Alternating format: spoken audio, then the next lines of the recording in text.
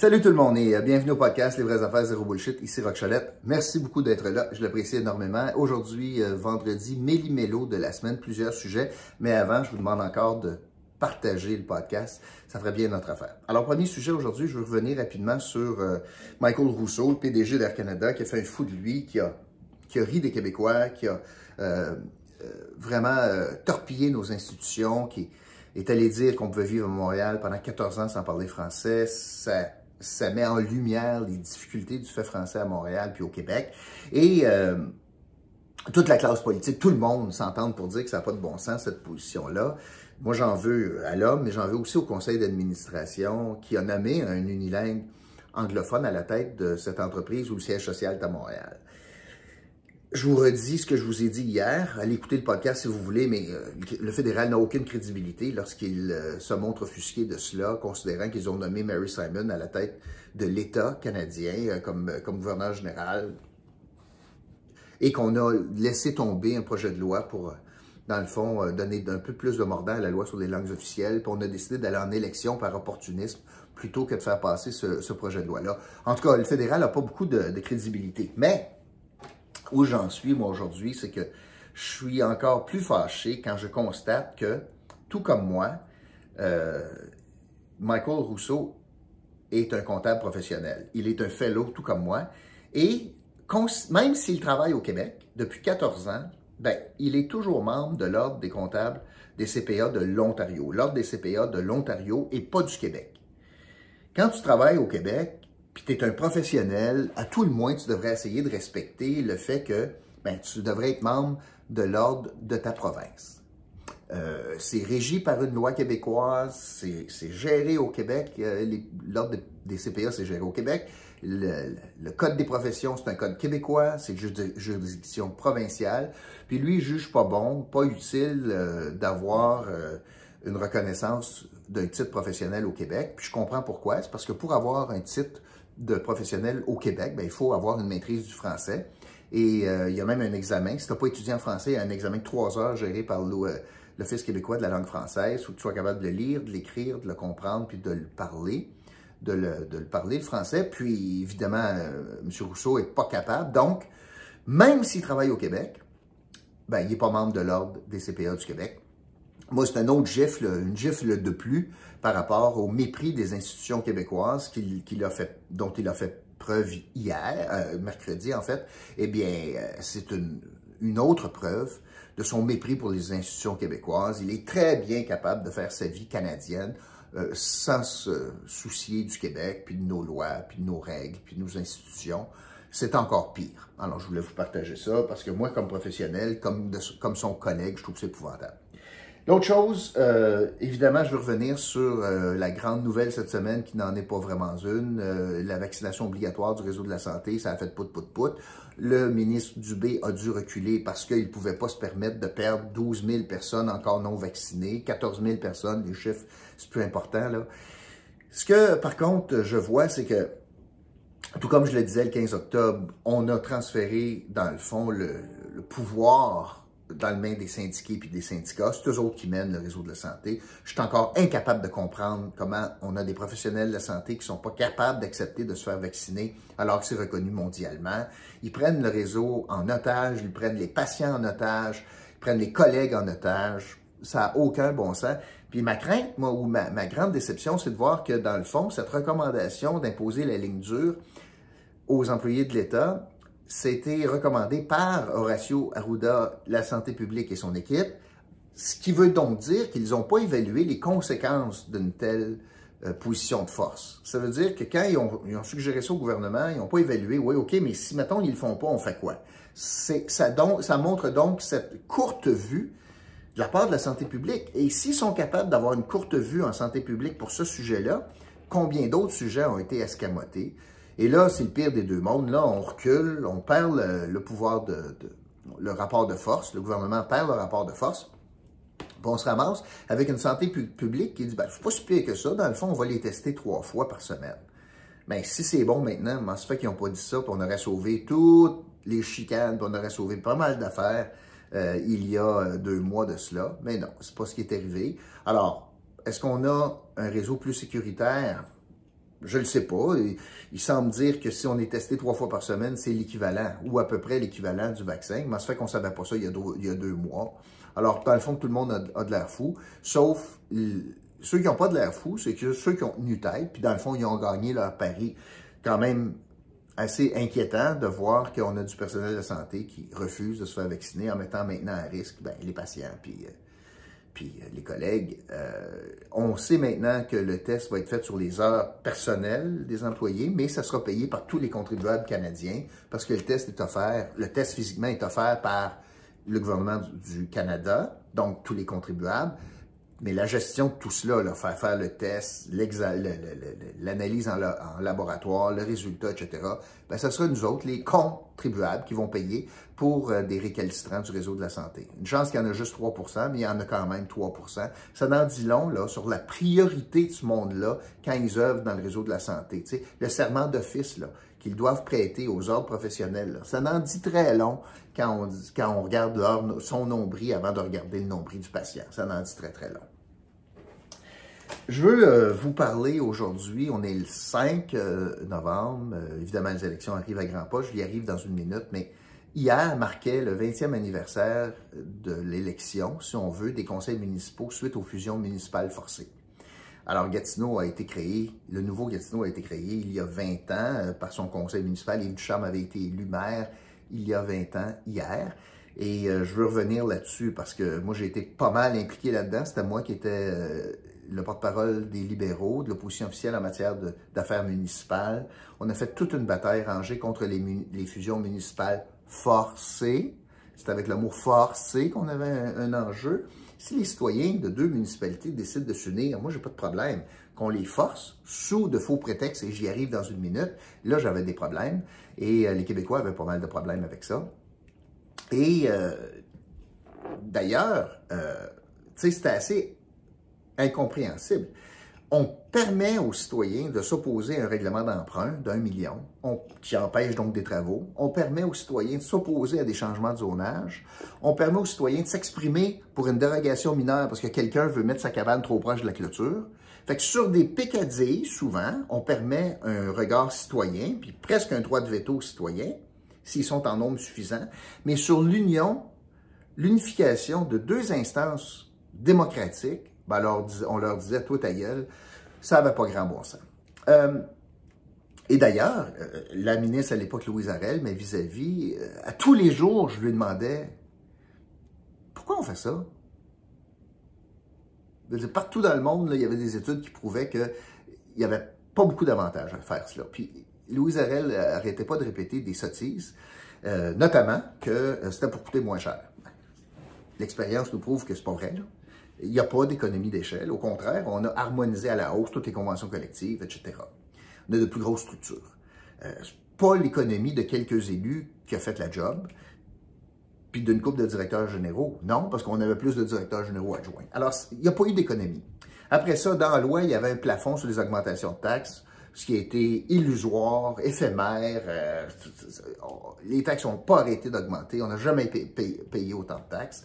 Alors, ça n'a pas été une question d'économie non plus du fardeau fiscal. Il n'y a pas eu d'économie d'échelle dans les villes. Donc, le seul avantage, c'est que, dans le fond, une ville avait plus de monde, donc peut-être que son poids politique était plus grand. Et ça n'a rien à voir avec le poids de la ville. Ça a à faire avec la capacité d'influence du maire puis du conseil en place. Je vais vous donner des exemples. Régis Labombe a une ville plus petite que Montréal, puis pendant des années, il était pas mal influent, pas mal plus que, par exemple, Gérald Tremblay à Montréal. Je vous donne un exemple. Gatineau est une grosse ville. Je pense que Marc Bureau n'avait pas bien d'influence, pour revenir dans le temps. Alors, c'est pas... Et Maxime Penneau-Jobin avait un pouvoir d'influence à cause de sa prestance à lui, pas parce qu'il y avait beaucoup de monde dans sa ville. C'est de la bullshit, ça. Alors, il n'y a pas eu beaucoup d'avantages d'infusion, et d'ailleurs, un des arguments de Louise Arel à l'époque, c'était « Oui, mais il y a trop de villes au Québec. » Ah oui, il y a trop de villes au Québec. Savez-vous combien il y a de villes encore aujourd'hui au Québec? En 2021, il y avait 1108 municipalités. 1108 municipalités. Parce que les fusions forcées ont eu des effets sur des grandes villes. On a fusionné Montréal avec la ville de Westmount, puis des affaires comme ça. On a fusionné Gatineau, il y en avait 5 villes, mais c'était quand même des villes. C'est une grande ville, mais les petits villages, ils sont encore là. D'ailleurs, sur 1108 municipalités, il y en a seulement que 54 qui ont plus que 20 000 habitants au Québec. Sur 1108, il y a seulement que 54 municipalités de plus de 20 000 habitants. Alors, au lieu de fusionner des paroisses, puis des villages, puis des cantons, puis des petites municipalités qui avaient de la misère à se payer un directeur général, au lieu de dire, OK, ben c'est là qu'on va faire des économies d'échelle, puis on va avoir une organisation qui a du bon sens, tu sais, les services de taxation, on va mettre, en bas de 20 000 personnes, peut-être pas rentable d'envoyer des comptes de taxes. On va mettre ça ensemble. Fait que tout le monde en bas de 20 000, ça va devenir des villes de 20 000. Ben non, parce que là, politiquement, le PQ perdait plein de votes. Mais le PQ perdait aucun vote à Montréal, il n'avait pas de député. Puis il perdait pas de vote en Outaouais. Puis il y avait de la misère à se faire élire à Sherbrooke. Fait que c'est pour ça qu'ils ont fait ça.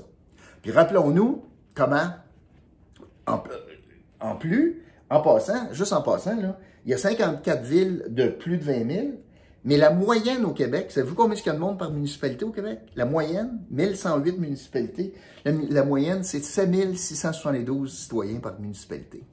Hein? Voyez-vous? Fait que c'est les grandes villes qui ont subi l'affront des fusions forcées, mais dans le fond, on n'a rien réglé avec les plus petites municipalités. Puis juste pour terminer là-dessus, je veux juste vous rappeler là, comment Gatineau a été défavorisé dans la fusion. Premièrement, c'est la seule ville fusionnée où on n'a pas eu d'arrondissement. Parce qu'ailleurs, on a quand même des conseils d'arrondissement qui sont capables de gérer des affaires par secteur. Je vous donne un exemple. Déterminer le tarif de parcomètre, bien, ça devrait être pas mal géré par où il y a des parcomètres. Pas à Gatineau, c'est géré partout. Il n'y a pas de parcomètre ailleurs qu'à Hull. Alors, il y en a peut-être maintenant à Gatineau, là, autour de la cité, je ne sais même pas. Mais ça vous donne un exemple. On n'a pas de conseil d'arrondissement partout ailleurs, il y en a eu. Puis on est la seule ville qui n'a pas gardé le nom de la ville-centre. La seule ville. Il y a Chicoutimi qui a changé de nom, mais dans la loi 170 à l'époque, il y avait un référendum pour choisir le nom de la ville. C'était Chicoutimi, puis il y a eu un référendum à savoir c'était quoi le nom, puis ils ont choisi Ville-Saguenay, par référendum. La seule ville au Québec qui a perdu le nom de sa ville-centre, parce que Hull était la ville-centre, Montréal était la ville-centre, on gardait Montréal, Sherbrooke, la même chose, mais la seule ville qui a perdu son nom, c'est la ville de Hull au profit de Gatineau, sans consultation citoyenne. Fait que pour la petite histoire, c'est ce que je voulais vous dire. Ça m'amène maintenant, donc, 20 ans plus tard à l'élection. On ne reculera pas, on ne retournera pas en arrière, c'est fait, on va vivre avec. Et là, dimanche, c'est important. Le dimanche, c'est l'élection municipale et c'est un référendum sur Action Gatineau. C'est pas plus compliqué que ça, puis le choix est facile. Si vous êtes content des 8 dernières années, comment c'est géré à Gatineau par Action Gatineau et son maire, Maxime Pedneau-Jobin, bien, votez pour 4 autres années de Maxime Pedneau-Jobin. C'est pas plus compliqué que ça. Puis le nouveau Maxime Pedneau-Jobin s'appelle Maude Marquis-Bissonnette. Mais c'est la même maudite affaire, OK? On a tenté de le cacher, on a changé la couleur, tu sais, mais c'est la même chose. Alors, si vous pensez que c'est une bonne idée d'avoir Action Gatineau au pouvoir, votez Maude Marquis-Bissonnette, posez-vous pas de questions. Maintenant, si vous pensez que ça n'a plus de bon sens, comment c'est géré, puis que ça prend un changement, il y a juste un choix. C'est France Belle-Île. C'est France Belle-Île qui mérite votre appui. Parce qu'un vote ailleurs va simplement diviser le vote, puis va faire passer Action Gatineau, comme c'est arrivé en 2017. Action Gatineau a récolté que 45% des appuis, donc ça veut dire qu'il y en a 55% qui ont voté contre, mais pourtant, Action Gatineau a été élu, le maire de Gatineau a été élu, Maxime, donc Action Gatineau a été élu à la tête de la ville, mais ils ont été minoritaires dans les quartiers, puis malgré ça, ben, pour compléter le déni de démocratie, Action Gatineau a mis une majorité de membres d'Action Gatineau au comité exécutif, se sont arrogés toutes sortes de pouvoirs, fait que dans le fond, la ville était gérée par le groupe minoritaire. Bon, il y a toutes sortes de raisons à cela, la faiblesse des conseillers qui sont là actuellement, puis la plupart s'en vont, ça c'est une bonne idée, mais ça c'était une réalité. Maintenant, ceux qui pensent que Jean-François Leblanc peut encore gagner, mettez-vous les yeux devant les trous, là. Ça n'arrivera pas, ça va simplement diviser le vote, ça va faire passer Action Gatineau. Puis d'ailleurs, regardez, Jean-François Leblanc, parmi ses, dans le fond, ses qualités qu'il se donne, c'est qu'il est rassembleur. Ben, je vais vous poser la question suivante. Là. Ça fait des années, ça fait 6 ans qu'il est au conseil municipal. il n'y a pas de conseiller qui l'appuie. Il a à peu près perdu tous les votes, toutes ses initiatives au conseil. Il n'a pas été capable de ramasser assez de votes pour que ça passe. Puis là, à moins que Mike Duggan l'appuie, peut-être au début, je ne sais pas s'il est encore avec, mais Jean-François Leblanc a réussi à avoir aucun appui de la part d'un élu avec qui il a siégé. Tu sais, quand tu sièges avec quelqu'un, puis tu montres du leadership, puis tu sais, tu t'impressionnes par ta prestance, il me semble que tu vas chercher du monde. Lui, zéro. Puis là, il vous fait croire qu'il a demandé au monde de ne pas sortir en sa faveur. C'est de la bullshit, ça. Voyons donc. Si tu refuses des appuis de collègues du conseil municipal, voyons donc. Ça tient pas la route. Fait qu'il n'est pas rassembleur. Il y a souvent des idées du champ gauche qui se réalisent difficilement, puis il n'est pas capable de faire passer ses idées. Fait que, je veux dire, la persuasion, ça fait partie des grosses qualités d'un politicien. Pendant 6 ans, il nous a montré qu'il n'y en a aucune capacité de persuasion. Alors voilà. C'est donc un appel au vote aujourd'hui et au vote stratégique. C'est épouvantable qu'en 2017, il y a seulement eu 38,52% du monde qui ont voté, moins de 4 sur 10, 4 électeurs sur 10, moins de 4 sur 10, ça n'a pas de bon sens. Et il faut aller voter, c'est de la politique de proximité dont il est question. Et je vous encourage, si vous souhaitez poursuivre avec Action Gatineau, il faut sortir voter pour Maude Marquis-Bissonnette. Il faut faire ça. Mais si vous n'avez plein votre casse d'Action Gatineau, il faut sortir voter. Le seul choix, c'est en remplacement de Maude Marquis-Bissonnette et d'Action Gatineau. Le seul choix possible, si vous voulez vous débarrasser de ce parti idéologique-là, c'est France Delisle à la mairie. C'était mon message et je vous reviens bien sûr avec l'analyse des résultats lundi. Alors sur ce, n'oubliez pas notre commanditaire de la semaine, Shop Pratico. C'est un site en ligne. La description le lien est dans la description. Vous pouvez y accéder. Toutes sortes d'objets que vous achetez en ligne qui ne sont pas disponibles dans des boutiques près de chez vous. Toutes sortes de choses, notamment pour la maison, pour le garage, pour la voiture, pour la cuisine, pour votre garde-robe, pour votre salle de lavage. Toutes sortes de choses, votre bureau également. Alors, je vous encourage à y aller. Puis, si vous y allez, puis vous achetez quelque chose, je vous donne 20% de rabais, simplement en utilisant le code ROCK20, ROCH20, ROCK20, 20% de rabais. Merci beaucoup tout le monde. Profitez de votre week-end. Allez voter dimanche, puis je vous retrouve lundi pour un autre podcast, Les vraies affaires, zéro bullshit. Salut.